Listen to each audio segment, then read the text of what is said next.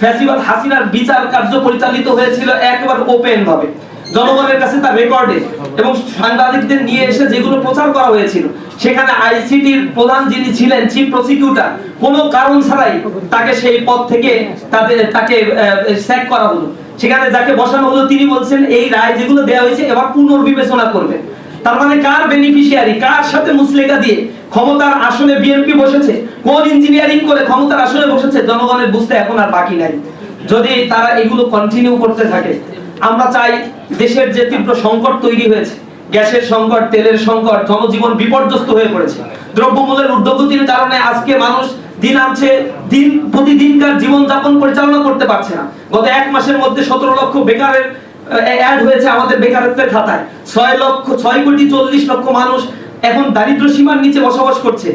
সরকারের রাষ্ট্র পরিচালনার জন্য টাকা নাই, এই কারণে তারা 2 দিন আগে দেখলাম ট্রেজারি বন্ড ছেড়েছে। সেই ট্রেজারি বন্ডের মধ্যে দিয়ে তারা 1,10,000 কোটি টাকা এপ্রিল মাসে জনগণের কাছ থেকে উত্তোলন করতে চায়। ব্যাংকগুলোতে টাকা নাই, যে ব্যাংকে ঋণ নেওয়ার পরে অতিরিক্ত ঋণ নেওয়ার মতো অবস্থা আর ব্যাংকে নাই। ব্যাংকগুলো মানুষের আমানত ফেরত দেওয়ার মতো সিচুয়েশনে নাই। অথচ ইসলামী ব্যাংক, যেটা অধিকাংশ রেমিটেন্স আয়ের একটা বড় সরকারের উৎস বা দেশের উৎস, এই বাংলাদেশ ইসলামী ব্যাংক বা যে ব্যাংকিং চ্যানেলগুলোকে ধ্বংস করার জন্য তারা সেগুলো দখলদারিত্বের অভিনব কৌশলের দিকে তারা যাচ্ছে।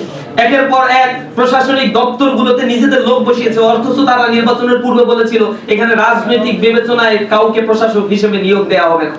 তারা নিজেদের সাথে দ্বিচারিতা করছে।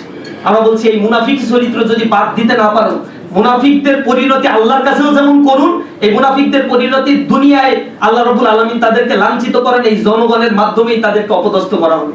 আমরা দেশের জনগণ হিসেবে আপনাদেরকে সহযোগিতা করতে চাই। ফ্যাসিবাদ মুক্ত এই দেশ একটা অস্থিতিশীল অবস্থার মধ্য দিয়ে পরিচালিত হচ্ছে। দেশের শেয়ার বাজারের অবস্থা চরম বিপর্যস্তকর অবস্থা, স্টক মার্কেটের অবস্থা খারাপ, ক্যাপিটাল মার্কেটের অবস্থা খুবই খারাপ। বিনিয়োগকারীরা এখন ধুকে ধুকে মরছে, বিদেশি বিনিয়োগের পরিমাণ কমে যাচ্ছে, বেকারত্বের হার ধীরে ধীরে বেড়ে যাচ্ছে।